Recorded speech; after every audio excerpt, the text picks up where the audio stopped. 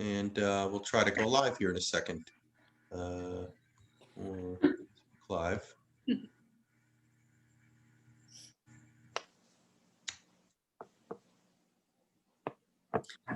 You were saying that she did that.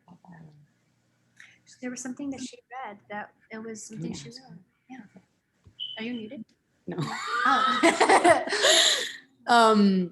How do I even begin to ask that? Ilana, the thing that there was something that you read that you wrote, I believe, and you read it.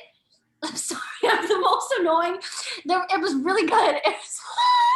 It was outside. You were like outside and like. Yeah, actually, I read that at the last one of these. Oh, What's it called? What's it called? I wasn't there though. She read the thing she did outside in the last. Oh, okay. It was really good. Okay, I mean, I can send you guys a link to the a slightly different version of the article is up on the internet somewhere, so I can send you guys a link to that later. Yes. I want to see it. Oh my gosh, I'm so excited. No, it was really beautiful. Thanks. I love seeing you like out there with your signs and your mask, all like squatted up. It's amazing. Okay, we're live, and I'm going to try to get it on Millennial Workshop Theater's page as well. It's on my page right now. Share now, public. That's what I wanted to do. Here to Me on the side. group page. Millennial Workshop Theater. Please don't make me laugh. There. I can't stop. I will literally walk away. Look at Right. That should do it. Okay, we're live, everyone. We're crazy. Worldwide, world premiere. The revolution will be televised. Yes. I'm Michael Boswell, for those of you who don't know. This is Millennial Poets Workshop under the banner of Millennial Workshop Theater. Why don't we go around and let everyone know your name and or the viewers your name and where you're from and anything you want us to know about you. Qaas, why don't you go first? Hi everyone, my name is Qaas Shoukat. I'm from Miramar, Florida, and I am a poet, I'm an actor, a playwright, writer, try to do a little bit of everything, and just really excited to be here. So thank you all for watching. All right. Natalie, why don't you go? Hi everyone, my name is Natalie. I'm from Miami. I am an actor and I occasionally write things. So happy to be here. Thank you, Michael. All right. Happy to have you. Therese, why don't you go ahead? Hi. Oh my God. Okay, it's fine. Hi, I'm Therese. I'm an actor. I'm a singer. I'm a teaching artist. I'm happy to be here. I'm gonna just share some things I wrote. All right. Thank you so much, Michael, for hosting this. Thank you as well. And Ilana, why don't you go ahead? Okay, I'm Ilana. I'm a writer of like all kinds of things, plays, nonfiction, poetry, whatever, and then I also occasionally act in things. All right. So this is Millennial Poets Workshop. I don't know what all of you have individually, but who would want to go first?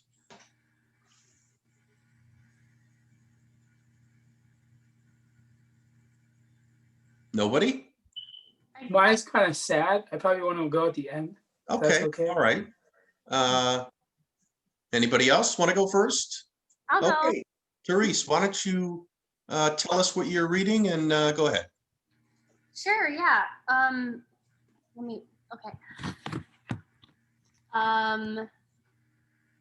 So I'm gonna read something called, I titled it Hyper Aware. So I'm gonna preface this with, I'm just now like venturing into like owning my writing. So, so it's not amazing or anything like that. I didn't study playwriting or anything, but but it's nice for me to do. So I hope you like it.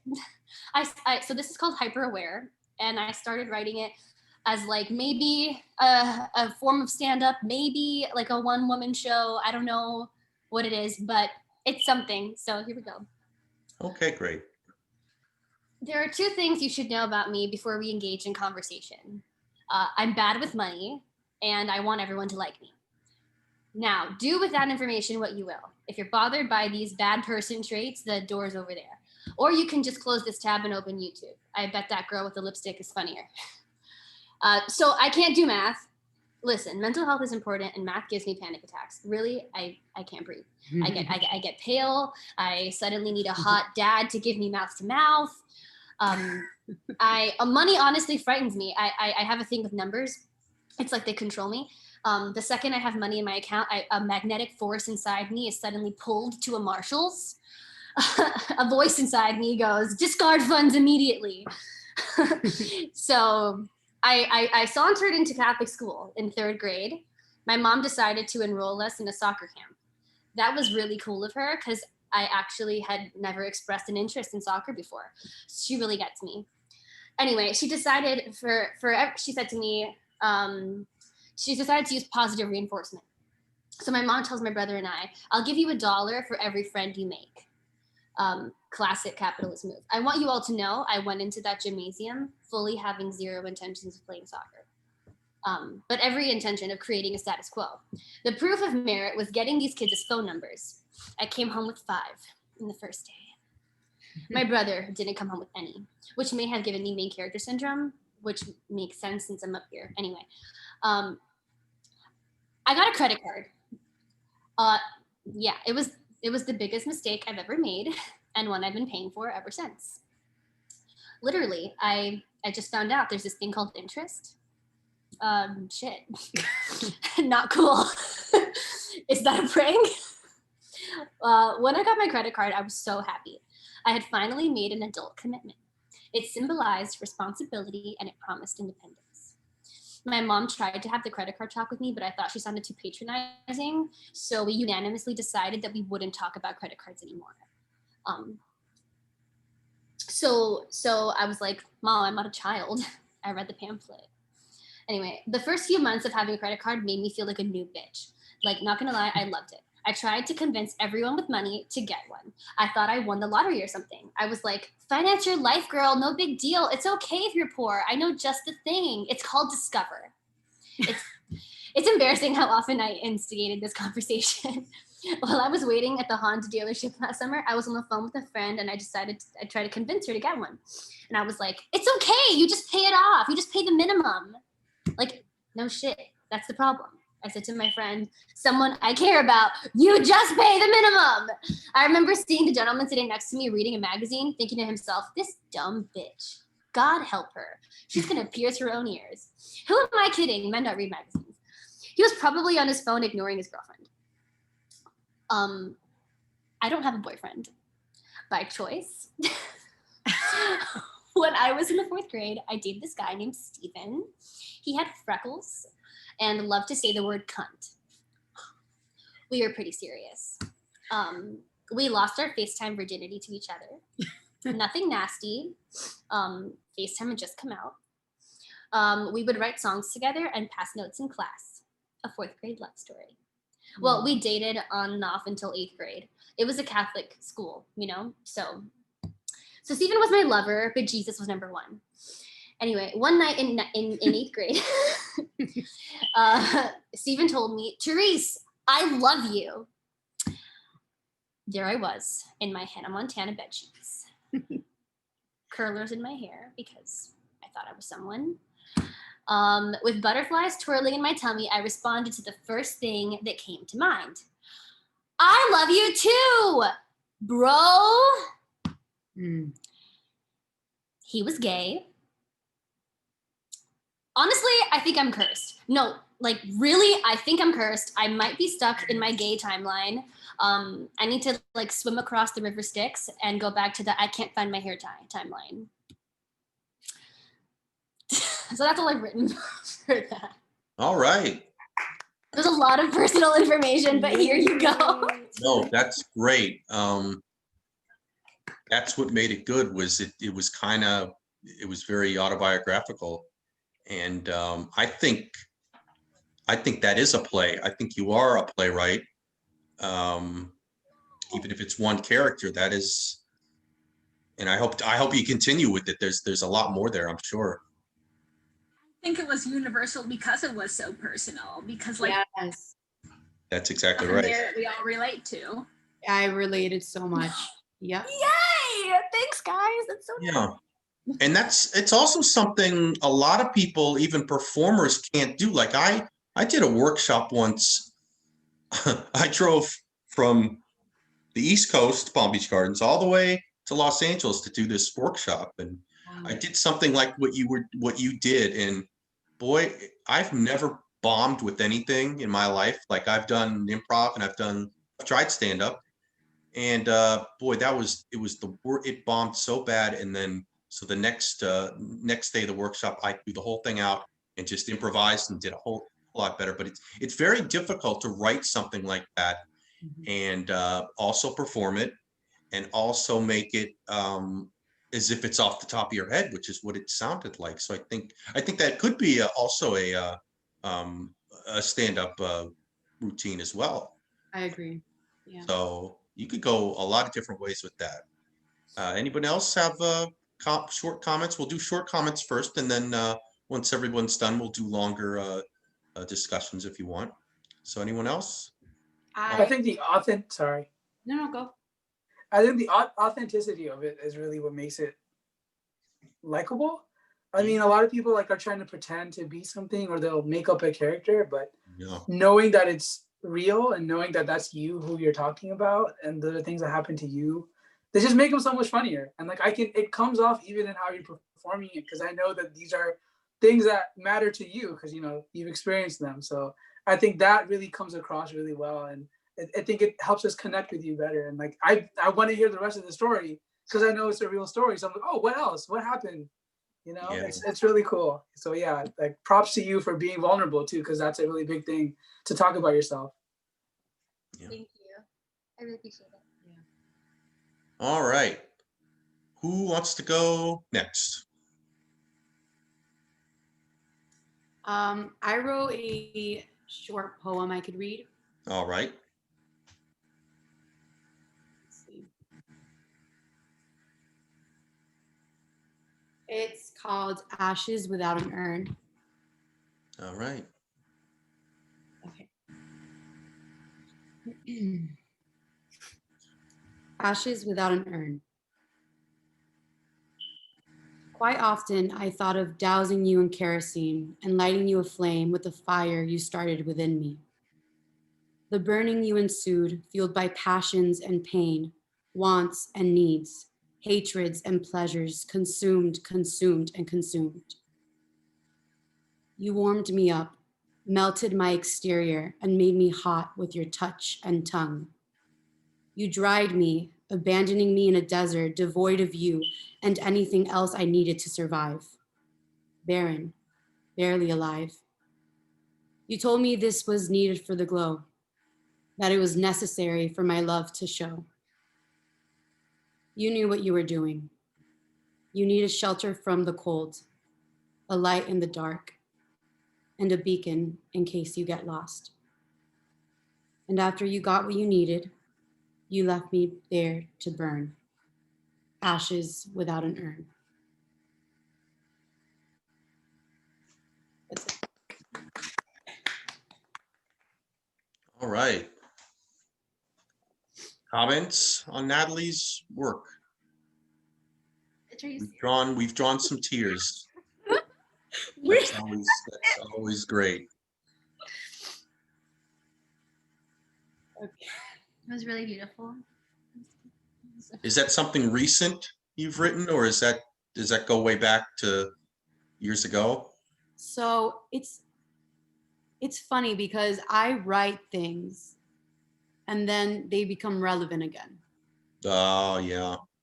I wrote that a while back and it's still relevant today. So Yeah. yeah. Okay. Awkward. Yep. History repeats Okay, itself. I was about Yep. literally took the words out of my mouth. Anybody else want to comment? We could circle back to it later, maybe. I like the rhyme scheme. It was like subtle, It but did it was rhyme a still little bit. it was still clear, Hmm. and I really like that. And I personally like poetry, like when it rhymes. I think it's like it's harder to write it because of course like now you're confining yourself to a pattern, For sure. but like hearing it and the rhythm of it, it adds a lot to it. So I love when poetry rhymes, and like for you to have the content that you had, and then for it to rhyme as well, like was a cherry on top. I really liked it. Thank you. I like your left. Okay. Okay, well, I'm assuming Ilana has something lengthy. Well, No? Oh my gosh, I'm tired. how More than one long thing. is too long? Oh my god. I Oh, love no. Okay, so how long is it? I mean, I have a thing that's I have a new thing that's like 2,700 words, but I also have a few old things that are substantially shorter, so it's up to you. Okay, well, if Qaas wants to go last, Qaas, you only have one work. You're Yeah, just one piece, and you're wanting to go probably last. 4 So, or 5 minutes tops. I don't think it's Ilana, that why long. don't you do whatever you want as far as shorter things? Why don't you do one of those, and then I guess I'll go after you, and then we'll see where we are after that. Okay. Well, I mean, I don't even necessarily need to do more than one thing. So like, Whatever you want. If it's just the one thing, then you can go second to last or last. well, I mean, do you want me to read the one long thing or a shorter thing? Why don't you do your long one right now? Okay. Okay.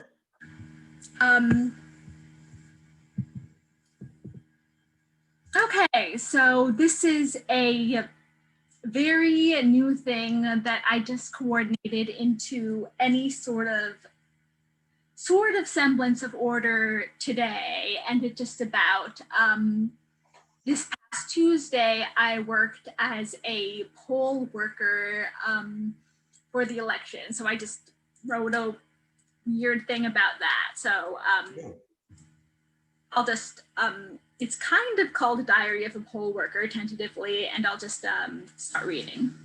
Okay, great. One of the many discombobulating effects that the COVID-19 pandemic has had on the 2020 election was scaring away a good deal of the usual pool of poll workers. This since the demographic that tends to step forward for the position most frequently is older retirees, a demographic that was now bowing out in large numbers due to their fear of the coronavirus. This was a worrisome development since a shortage of poll workers might mean a state would be able to open fewer polling places, meaning people would have to travel further to vote. They would also likely have to wait in longer lines to do so, as the person to polling station ratio was skewed, and fewer workers per polling place would mean the polls running less efficiently. Such issues could be detrimental to voter turnout, and indeed were in some of the most recent presidential primaries. And while this could theoretically be harmful to voters of either party and any kind, disenfranchising voters to whom these issues would be barriers to voting would likely mean frightening away more Democratic voters. Any irregularity in the election process may also add ammunition to any legal battles contesting the results of an election, and we all know which party is more likely to do that. So a rush commenced to recruit young, healthy people for the job. I got an entreaty to that effect from one of the many political email lists I am subscribed to, and then figured, well, why not? After all, I was young, healthy, politically engaged, and it's not like I had anything better to do that couldn't be done on any other day of endless quarantine. I would have preferred, of course, to overthrow the two-party system, abolish the Electoral College, and rise up in flaming revolution against the entire American political establishment, but well, we've got to work with what we've got. I viewed dedicating myself wholeheartedly to the election of Joe Biden not to be in contrast to my more radical political activities and abolitionist leanings, but to be a little like administering radiation to a cancer patient. If we were ever going to excise the tumors of injustice that had flourished during Trump's reign, a good start would be instituting an administration that would at least hopefully shrink them a bit. In Florida, poll working is also a paid position, but I hadn't signed up for the money. I was in this to ensure the future of America. I was in this so I could proudly get wasted on election night, knowing that I had earned it by doing my civic duty to help keep voting as accessible as possible, or at least because I figured that volunteering as tribute to do something dangerous and unpleasant but nevertheless critical would probably get me a lot of Facebook likes. Beforehand, I was required to attend only one 5-hour training, which assured me that no, I was not too much of a mess to be trusted as an election official. My role would be fairly simple. Check the voter's identification, visually confirm that the voter is who they say they are, see if they're in our system as a registered voter and are at their correct polling place, get their signature, see if it matches the signature on their identification, and if all is well, hand them their ballot while giving them some simple verbal instructions on how to fill it out. Easy enough. I was assigned to work at my closest polling place, in the gated community where I have retreated to live with my parents until society has regained some semblance of normalcy and I shall go back to attempting to adult. Though the demographics here also skew towards retirees, it does have its smattering of younger folks as well. It's a relatively quiet and low action polling place as they go, especially since many of even its usual voters had chosen to vote by mail this year. More daunting, though, was the fact that all poll workers were required to work not only the entire 12 hours that the polls would be open, with only a few brief breaks, but for an additional hour and a half of setup beforehand and for as much cleanup as was required afterward, which meant that I would have to wake up truly early for the first time since before the pandemic. But up I got long before the dawn. It was still pitch black when I arrived only a few minutes after my 5:30 a.m. start time, despite the fact that I'd walked the 1.5 miles over in uncomfortable sandals. The impractical footwear had been the finishing touch on my election day ensemble, which also included a blue dress, a blue mask, a blue eyeshadow, and pearl earrings, necklace, and hair clip to honor the late great RBG. We were, of course, prohibited from wearing anything explicitly partisan, but still may as well serve as agent of democracy in democratic style, right? After all, maybe I'd be working them polls and catch the attention of one of the older wealthy country club gents that came through and find myself a sugar daddy. Kidding, mostly. First up, once I'd arrived, were roll call and temperature checks, which we performed by sticking little black strips on our forehead, which would change color to indicate our temperature. Everyone easily passed, but note also that these tests did not appear to be very accurate, as most of our temperatures appeared to be a good 2 degrees lower than their normal. This done, we sprang into action immediately, unpacking and counting our 1,600 blank ballots, setting up tables and privacy booths. We assembled and turned on our DS200 precinct scanner and tabulator, which would scan and count the ballots, and the machines called EVIDs that we would use to scan licenses, look up voters, and collect signatures. Then there were the all-important stickers, pens, and new this year, the anti-COVID materials, a small hand sanitizer for each EVID station, disinfectant wipes, some gloves, and a box of disposable masks, which were for voters' use as well as ours. Among the scarier parts of working the polls was that since it is illegal to tell someone they cannot vote, if someone showed up without a mask and refused the one we offered, we would have no other option than to just let them proceed, bringing their potential germs with them. Oh well, give me liberty or give me death, I suppose. At 7 a.m. sharp, the voting began, a small line having gathered beforehand. I felt a little out of my element at first, realizing I didn't know the correct procedure for dealing with some of the irregularities that would occasionally come up in the system. But I gradually got more comfortable as the first few hours flew by. processing the steady stream of retired voters who were responsible and flexible enough to get their vote in first thing in the morning, and those who sought to get their votes in before they headed off to work. This second group included my mother, who may also have won best outfit of the day, with hair still blue from our Biden sign wave the night before, a Biden mask, blue top and pants, and her own set of pearls. Unlike us, the voters were free to represent any candidate they wanted, since, remember, it is illegal to tell someone they cannot vote. Only a handful from either party took advantage of the freedom, though a good deal more arrived in American flag or nonpartisan red, white, and blue attire. Other memorable clothing choices include a young man in a government is a conspiracy t-shirt, and towards the end of the day, one young woman in a spotted onesie, which, mood. After voting, my mother returned with some cookies for me and my coworkers, which the assistant clerk at my location would almost not let her leave in case they were an attempt to bribe the officials, a reflection on just how tightly regulated the entire process is. I doubt I nor anyone else there would have been able to get away with any hanky-panky if they tried under my experience and by-the-book overseer's watchful eye, but I wasn't about to go testing the waters, tempted as I was when my Republican aunt and cousin strolled in. A little later appeared my uncle, an even more vocal Republican, the kind who did not merely vote red, but ran a blog full of sickening political commentary and proudly sported a MAGA cap. I fantasized about turning him away, about intercepting his ballot before he could reach the machines, about setting the entire polling place on fire and disappearing into an anarchic dream. But I do not do any of these things, for today I was not myself. I was a mere servant of the American establishment, sworn to uphold the rights of the American people. Today, I was a poll worker. I handed off the ballot and moved on. Once I'd become assured of my basic competence, the monotony of it all quickly began to set in. Scan, scan, scan. Ask for signature, ask for signature, ask for signature. Wipe down the screen, tables, chairs. Sanitize my hands again with harsh, clear liquid that smelled so strongly of alcohol that it reminded me of vodka. Repeat ad infinitum.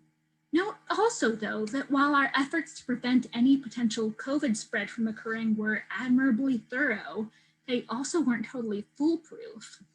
For instance, though voters were instructed to take their pens with them after voting, occasionally a voter would touch a pen and then put it back, or perhaps accidentally knock the whole cup of pens over and then touch them all while setting them back in order. And while booths and tables were wiped down fairly frequently, they were not wiped down after every voter, and the privacy sleeves in which we would hand the voters their ballots were seldom wiped down at all, since wet sleeves could have led to wet ballots and a whole host of new problems. But to be honest, I'm really not sure how any of this could have been avoided short of avoiding voting itself. Maybe monarchy wasn't so awful of an idea after all? Things only get drearier when the morning rush subsided into an afternoon lull, voters flowing in more and more sporadically. Our only brief bursts of excitement came from those few irregularities, such as when someone came in with a vote by mail ballot that we needed to cancel before they could vote in person, someone needed us to update an address, or a voter needed assistance, in which case the voter and assistance would need to fill out a special form.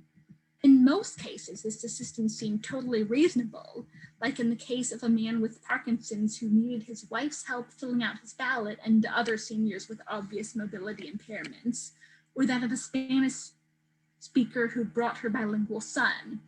However, other bestowals of assistance seemed more worrisome, like the one I granted to a man with dementia who couldn't understand our simple conversation and could scarcely even sign his name.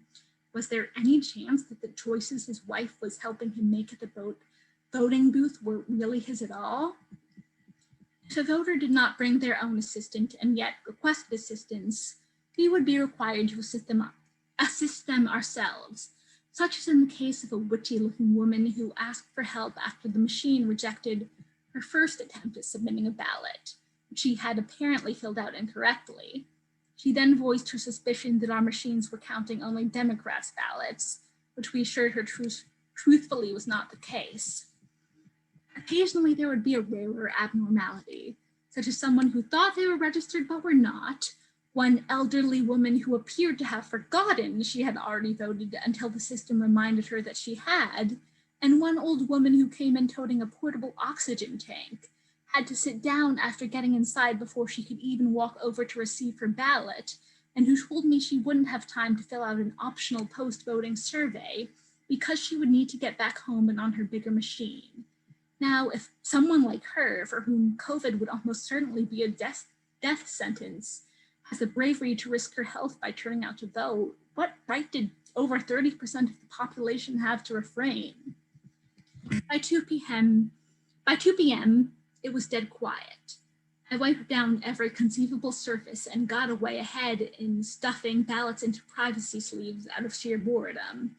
I made occasional small talk with my fellow poll workers, who were all at least a decade older than me and all seemed nice enough, but since all I could think about was politics, which was the only thing we were not allowed to talk about, my enthusiasm for our banter came and went.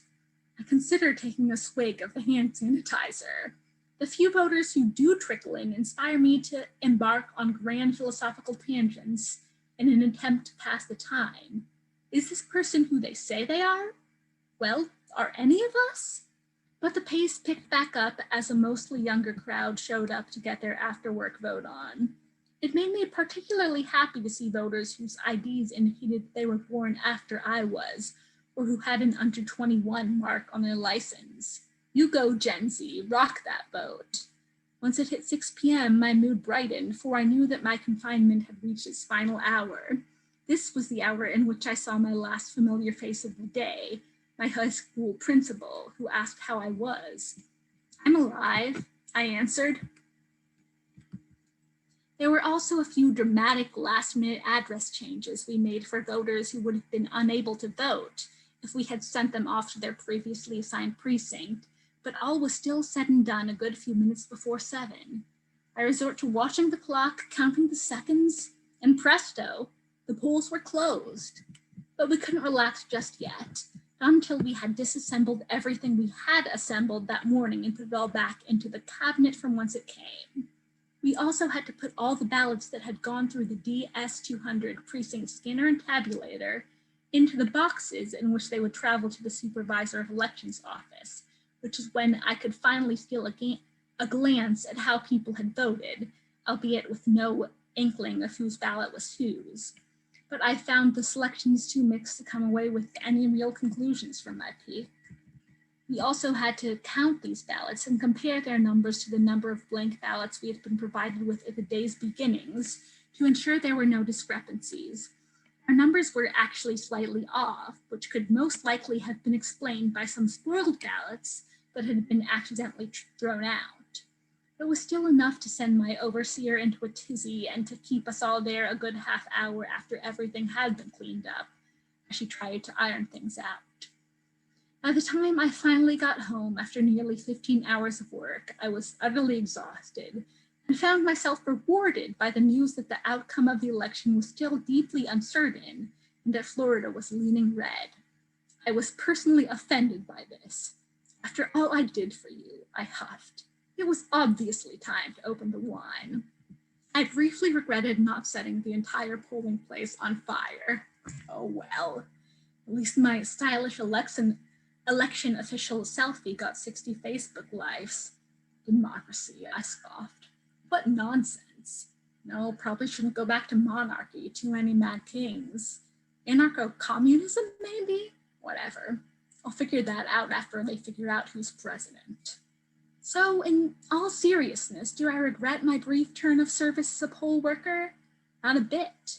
Would I do it again if I felt called upon to do so in the midst of a national crisis? Yeah, totally. Would I do it again otherwise? Meh. Ask me when I'm 65.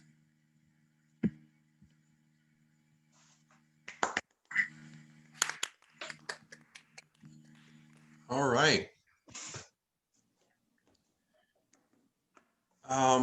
Have you ever submitted one of those lengthier pieces to any fancy magazines, the New Yorker or things like that? Because that's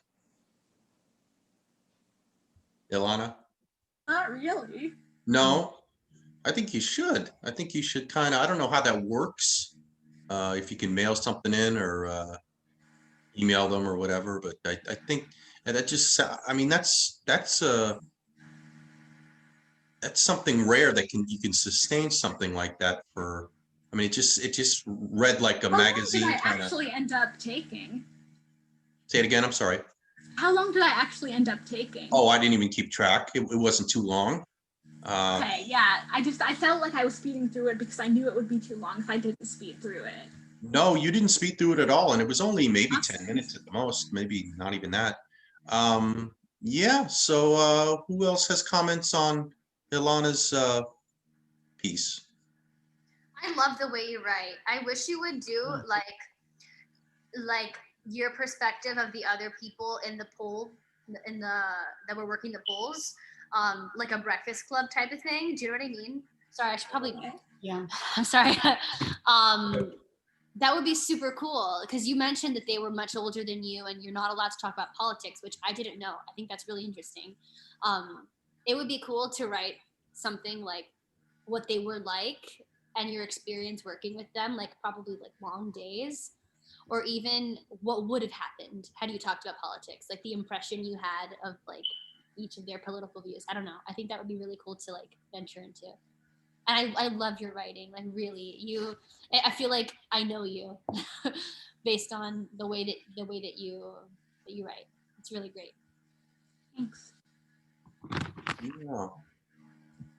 I think that the way you write is very like stream of consciousness, and but it's engaging. It's like you use similes and you use like images and like you target people's senses and you keep people engaged. It's not just like whatever comes to my mind, blah, blah, blah. Like it's whatever's coming to your mind, but it has so much like style to it, so much like I don't know. You're really good at that. You're really good at like keeping people engaged with like images and the way you talk. So, I feel like I'm in your shoes. yeah. You know, you should write a memoir. I actually attempted that once, but I just ended up with 300 pages of disorganized drivel. Yeah. Yeah. All right. Anybody else? All I right. volunteered for Joe Biden too. Man, oh man, oh man. I kept my Joe Biden shirt on even after he lost Florida. I felt pretty stupid. But you know, I could relate to your idea of like, was it worth it? Like I felt betrayed, right? Because like I volunteered, did all this effort, and while my work was like more partisan, I don't know if you also volunteered for the Democratic Party, but yeah, it hurts, you know, like when you do the effort too. But you know, that's politics. Yeah, you really can't take it personal, especially in a place like Florida, which can go either way. Yeah, I mean, it just depends on the state you live in. Sometime state I live in was blue, but I grew up in a really conservative part of that state that they didn't even vote for Obama for the Senate in where I grew up. But somehow that state goes blue every time. And so a lot of people don't even think their vote counts in that state. But in Florida, it goes either way. And it's just, it's strange. But okay, well, why don't I'll read mine's very short. It's a poem.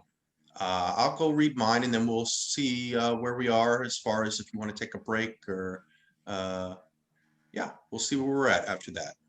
Okay, mine is called Crash. And I literally wrote this maybe like 2 hours ago. I writer's blocked the whole week and finally took a nap and got something down on paper. So here we go.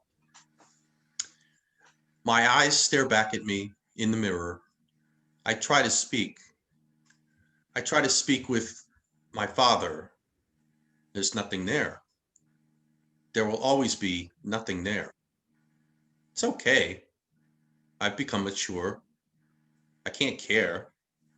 Don't feel like don't feel anything if nothing's there.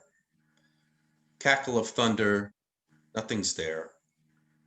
I brush my teeth, use an electric razor, go to my bedroom, lay down. The rain comes down, the rain comes down, rain comes down. I roll over and fall asleep. Rain comes down, crash. It's called Crash, by the way. Yeah.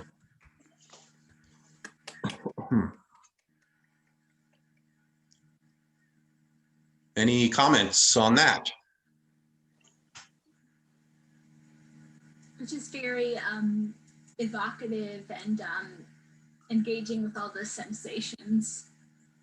Yeah, I'm kind of obsessed a little bit with like really short poems, like the one William Carlos Williams did about eating plums, or there's one by Ezra Pound where he's in a metro station and it's about 8 words long or something. I was kind of, and I'm lazy, so it's just like write something short. But yeah, that it can be difficult even writing something that short because it's just like how it doesn't all come together until the last minute. Maybe that's the improviser in me, but yeah, that was about 2 hours ago. I took a nap and woke up and there it was, and I go, okay, let's get it down. So What I like about it is that it leaves an impression and it says a lot, even though it's so short. Like you get your point across, which is nice because a lot of people can't do that, you know. So that was thank really you nice. very much. Yes. Thank you, Ilana, as well. All right. Well, are we all ready to go for the second half? The second half probably isn't going to be as long. Do we need to take a break? Everyone good? I'm going to use the bathroom very quick. All right, go ahead. Thank you. So does anyone have anything else before Qaas goes last? Did anyone have second pieces, or do we know if Natalie wanted to read again, or we don't know? Natalie and I have a couple of other pieces that Okay, great. Well, we'll save those and wait for Natalie to get back and we'll do those and then we'll wrap everything up. Okay. And get back to our dreary lives. I was in another workshop for 2 hours before this, so I haven't Oh, even yeah. the election news since like late fives. Mm-hmm. Which workshop were you doing? I'm actually in a theater for social change workshop. So. Okay. Is that done out of Florida or somewhere else? No, it's this group in New York, but like Okay. on Zoom, like it's open to whoever. And it just came across my Facebook thing, and I was like, well, I have nothing better to do. So. Yeah. Ilana, can you send that to me? I mean, I think like you had to have started at the beginning of when it started, so you couldn't like join now. But I think we are going to have a performance like at some point towards the end of November, so I can send you the link to that. All right. That's so cool. You have to let us know. Yeah. Sure. Okay. Well, Natalie's back. Therese said you guys had a few more to do, and then who's going to go next? Should I read my little poem? It's very short.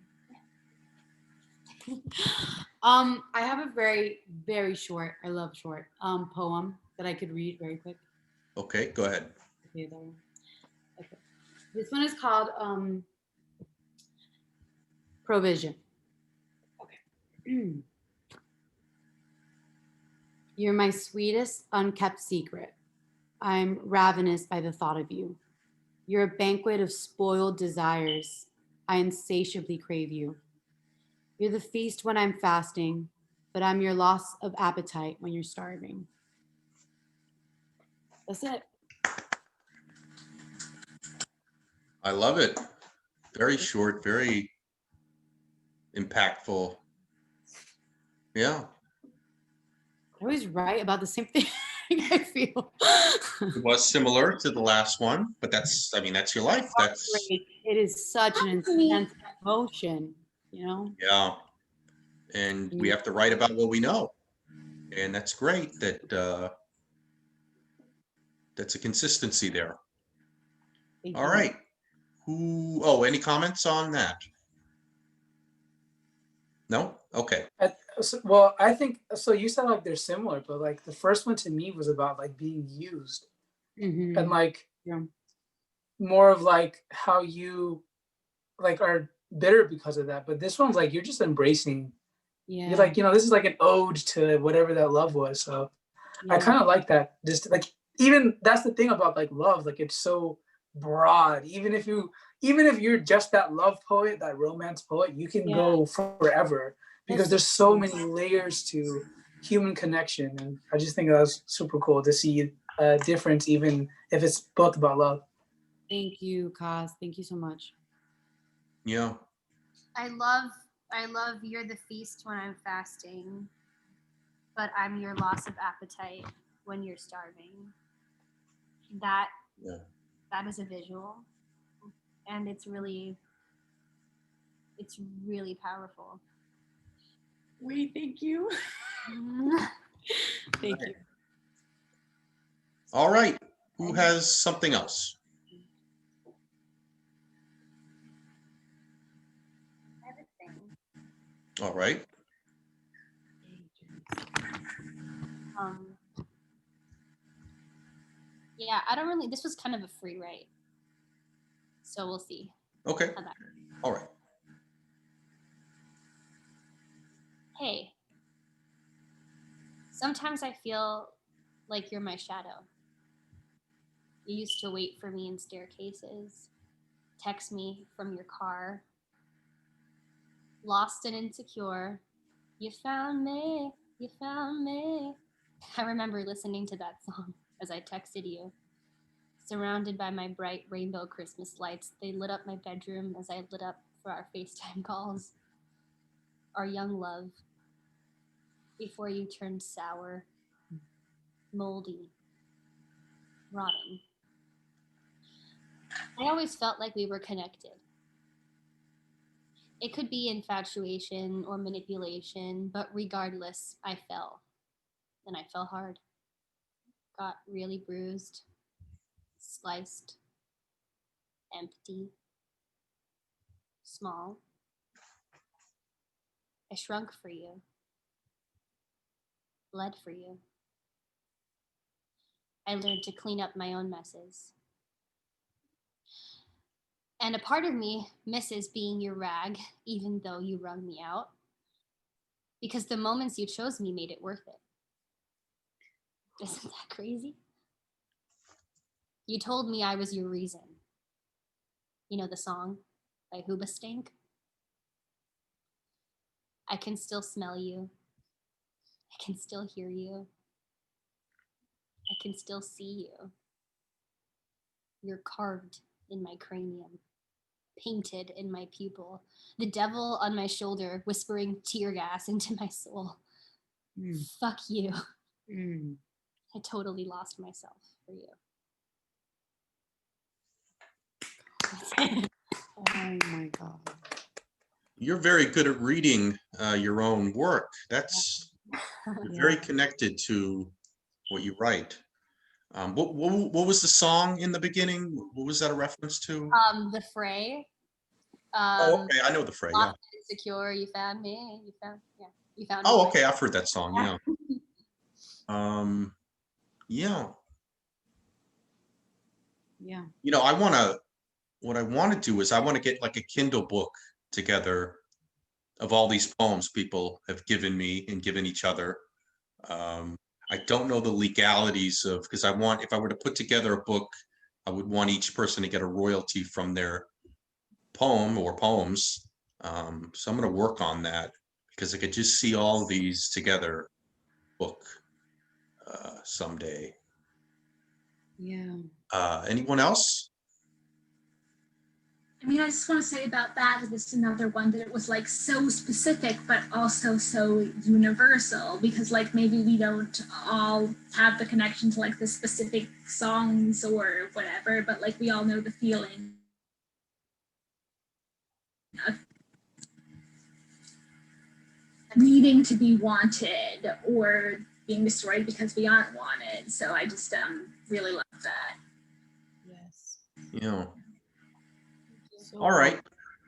Well, again, Qaas wants to go at the end. So who else has anything else they would like to perform or read?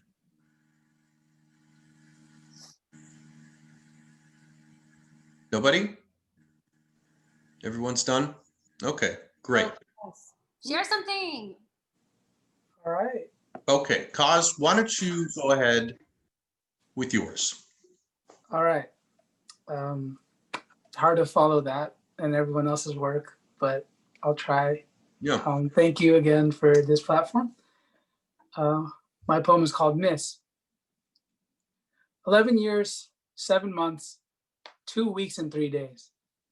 With every second, every hour, and every minute, she thinks of how that piece of her had gone away and how with time her hope had followed with it. She still remembers holding him that first time and how amazed she was that they both cried, even though no one had caused them any harm. He wept before he even opened his eyes, and tears began to climb down her face as she felt life move and breathe in her arms. When he finally blinked away the darkness and saw the earth around him, he smiled and laughed with wonder and joy.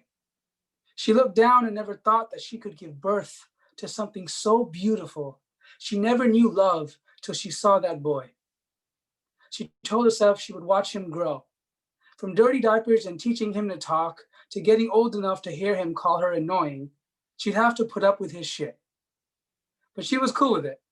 She figured it was a part of life and that eventually he would know that without her there, the life he lived wouldn't even be worth enjoying.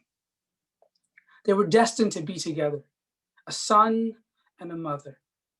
See, once the umbilical was severed, she was attached to her child through more than a cord of flesh and blood. In every cell in his body, half of who he was and what he would be was her. She was in every part of him, every part he would lose and every part that was to come. There was no way to separate them. The bond they shared would last beyond their lifetimes. For every generation that followed, her name would echo in the chamber of each heart with every pump and every thud. But never did she expect that someone would come between them and steal him from her. When he was ripped away from her, she bled. And for years she would bleed. And never for one moment could she find any peace. Whenever she'd look in the mirror, even at her best, she'd always see that missing piece. And now instead, she's incomplete. And in his place, she sees a hole. She begs her fate to make a change and asks the world to make her whole. Every morning she lays afraid, their eyes shut, in too much fear that if she opens them, he would still be gone. He would catch her throughout the day, thoughtless, just barely there. No sense of anything at all, nothing that was going on. Yes, the world still turned. Times changed, but to her it was all the same. His room was still empty. His toys were still on the floor. The pictures he drew were still on the fridge, and his name was still scribbled on the walls and on the doors. The house still smelled like him, and too many times she lay awake at night because even though she knew she was alone, she could still feel him in the bed. She still hears his voice, and wherever she looks, he's there in her sight. She's lost taste for all the foods he loved. She says she'd rather starve instead. Time was supposed to heal her, but the hands of the clock only seemed to hold her down and peel her wounds open, while all the while she screamed for it all to be over. No, time was never her friend. The day she was robbed of her love, time's torture seemed to never end. Time with a smile mocked her from above. The poster is what hurt her more than anything. Have you seen this child? and some details of how he may look. And 2 pictures. One from the spring that he was taken, and the other was one that she never took. It was made by a computer that tried to guess what he would look like now. They gave him darker hair and he seemed to smile less. Beneath the changes they made, though, she pretended she still saw him somehow. They told her to move on, to go outside and try and get some fresh air, but she found it hard to have the strength to be around others. One day, though she tried her best, she went to a park and tried to sit down there, and she saw a playground with children all around, where mothers shouted at their children to play where they'd be seen. She looked at each child and saw his face. She heard him when they laughed, and the whole scene was too much for her. She cried as she stood to leave that place behind her. She hoped her pain wouldn't notice and wouldn't follow. As she turned around, a boy bumped into her as he ran. She wiped her tears and tried to swallow as she said sorry. The boy was helped up by a man who he called Dad, and he smiled as he nodded his head. Tears ran down her blushing face as she was overcome with dread. He ran along his father's side. She wept as she just walked along. She thought she saw him in that boy, but knew she probably was wrong. He wondered why the lady cried. She must be lonely, that's for sure. But then he stopped to think a while. He swore he saw her face before.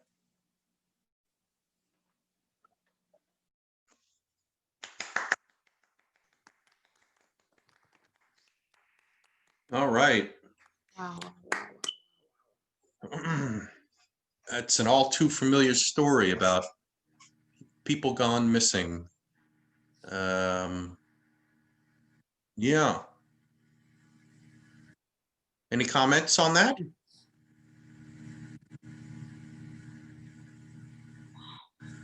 I love how you read your work. It feels so personal. Yeah. Yeah. Thank you. Does that come from possibly a story about someone you knew in real life, or maybe just a story you've read about? So when I moved here in 2010, like, of course, there are missing children everywhere, but to me, it was, and this is like a weird anecdote, but to me, it was like going to Walmart, and then you go to the bathroom, and right in front of the bathroom, and the bathroom of all places, there's this panel of children that are just missing. Yeah.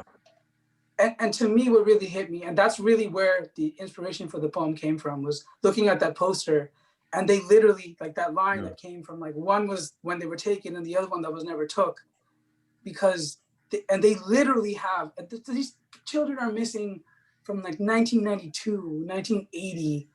Yeah. And to me, it's like these parents and these loved ones are still looking for these people. They're still obviously loved. And then the other idea that really sparked me was this idea that because it's been so long, you could pass right by them and just never recognize them. And that was just so tragic that I thought, like, that's something that, I don't know, I feel like it's a story people don't really talk about or think about. And even the way it was first presented to me in front of the Walmart bathroom was like just a throwaway. It's like, oh, who cares? It's, well, we put it up, but you put it where no one's gonna see it. And, you know, even like the back of a milk carton or whatever, like it's not, it's such a big deal to me that someone's missing a child or missing a loved one. And they're, you know, they might be out there somewhere and you're actively looking for them and you may never find them again. So yeah, that's kind of what inspired me to write it. And I felt that inspiration and that passion through your words and the way you read it. And yeah, like the way you described loss was so real and so effective. It was really good. When you said I was holding life in my arms, I imagined life being capitalized. I know that's like a little thing, but it resembles a big thing. Because that's kind of crazy, that moment of realization that you really are holding life. Yeah. You know? Yeah, thanks. Beautiful. I mean, I've never been a mother. I will never be a mother. But to me, that idea of like, we say you give birth and you give life, but like to think, right? Exactly what you said. Like you are literally holding an entire life in your arms. Like yeah. Man, that's such a cool. And to know that you carried that into the world is, remarkable. There is this like underlying subtle like sense of panic in what you wrote too, which was so cool to feel too. So Thank you. All right. Well, we're at 9:02. Usually we do about an hour. Is there anything else anyone wants to read or any other comments about anything tonight?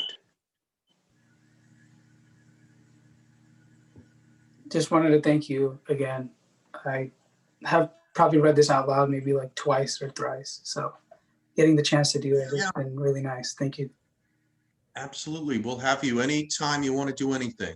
oh Yeah, thanks again for organizing all this. It's always like so much fun and such an outlet, especially in the midst of such like political chaos. So Yeah, it is. It's tremendously fun to me and my pleasure to put it together. Natalie, Therese, did you have something else or?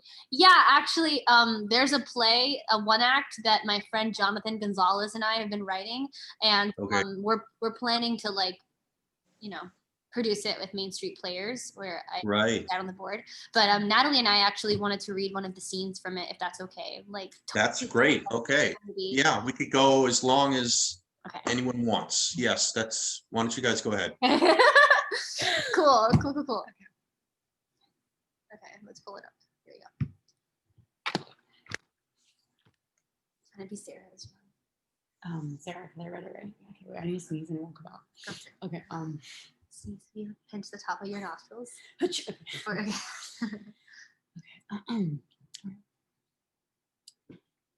And I hate enabling this behavior. We're just not growing at the same pace anymore. I can't afford to take steps back right now, and we're moving in together. And moving in together was his idea, not mine. And that meant so much to me because it came from him. He was telling me what he wanted, that he wanted me. It feels like he gave up on the future. What happened to us? Oh my God, shut up. Shut up. Sorry, my CoStar app keeps going off. No, girl, you need to do what's right for you. I'm just exhausted. I feel like my mom and her mom. Fuck, I said I would never be like this. You can't fix him. You have to make a change. And at the end of the day, all you have is yourself. Light a candle, take a bath, maybe let me do one of my tarot readings on you. Zoe, I don't believe in that stuff. Okay. Sorry, I lost my place. Where are we? Oh, I just think it would help. Trust me, the universe is speaking to you through me, and I need you to open your ears. Please. Fine. Okay. What sign are you? Virgo. Of course. What does that mean? You love to control people. Okay, so we're just gonna do a general reading. So pick one card and we'll see what the universe has to say. Oh my God. Can you believe? Okay, so you got the star card. I'm getting that a cycle has recently ended, and because of that, you are standing firm in your authenticity. You are not afraid to be who you are and show them who you are underneath all your layers. And because of the cycle you've been through, you've learned that you are divinely protected. You're divinely loved. And you're not afraid to take new opportunities and go down a new path. You know that your future is bright and you can overcome anything. Continue to stand firm in your authenticity and shine bright. Wait, how is that so accurate? The universe just knows. How do you feel? God, that's a loaded question. I don't know. I think you do know. You just don't want to admit it. You're really good at tarot cards. What can I say? I predicted the horse would win the Kentucky Derby without betting, just because I was drawn to the name. Her intuition, though. Honestly, this makes sense because I've been so frustrated lately. I'm like stuck in this cycle, you know, and I keep trying to force something that clearly isn't there. Oh my God, what's wrong with me? I don't want to give up everything we've built. I wanted a life with him. And we always talked about New York. He'd be a hotshot lawyer fighting for justice and inequality. And I'd go into Pratt and start my own company. I mean, even if we got home tired, it would all be worth it because we'd be together. We'd be doing what we love. You know, we used to talk about rescuing a dog, watch movies together, you know, talk about how frustrating it is to style the bohemian aesthetic with mid-century modern, but compromise because that's what we always do, what I always do, compromise. How do you think that makes me feel? I feel invisible around you. Like I don't matter, like our plans no longer matter. I get what you're going through is hard, but everyone is going through it. And instead of connecting more with you, this is the farthest we've ever been. It's like you gave up on me, on us. I had my life planned out around us, but you can't get off the fucking computer for a second to talk to the woman you supposedly see a life with. You don't know how to communicate, Michael. I got into my dream school and you didn't even bat an eye. Do you even care about going to New York with me? Do you even care about being a lawyer anymore? Do you care about me anymore? I just feel like I'm painted to be this annoyance in your life that has to nag you all day long to do your laundry, to clean your house and manage your money. I don't want a baby, Michael. I avoid museums and take birth control for that. I want a partner. But you don't let me in. You smoke weed and get lost in that computer, binging, playing games, and wasting our money on dumb shit. Jesus, I'm exhausted. I feel like I give and I give and give and give. And you've left me empty. God, I look so stupid.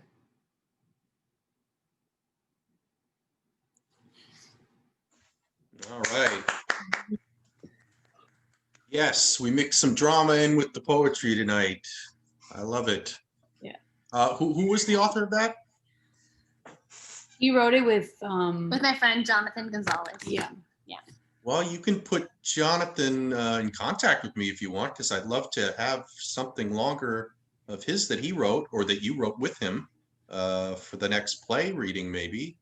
Totally, yeah. I'll let him. I'm not sure if I'm friends with him on Facebook, but I'm sure that I've never met him, and so you can tell him if you want. Yeah, totally. He studied English in college, so he writes a lot. He actually just he's directing like for his church. He's directing Six the musical, but he rewrote like all the lyrics and stuff to be like for a church production, which is really cool. So he's doing that. I'll let him know. All right. Does anyone have any final comments for tonight?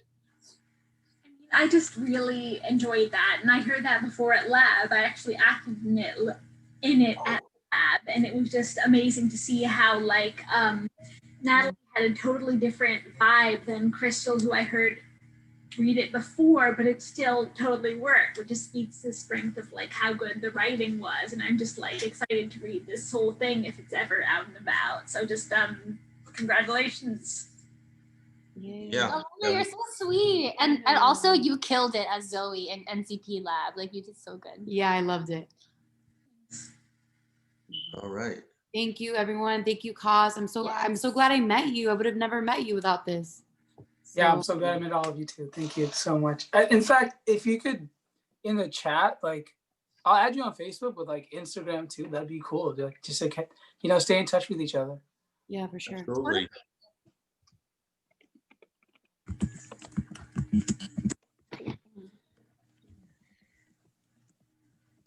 right, well, I'll quit recording here. How do you do that?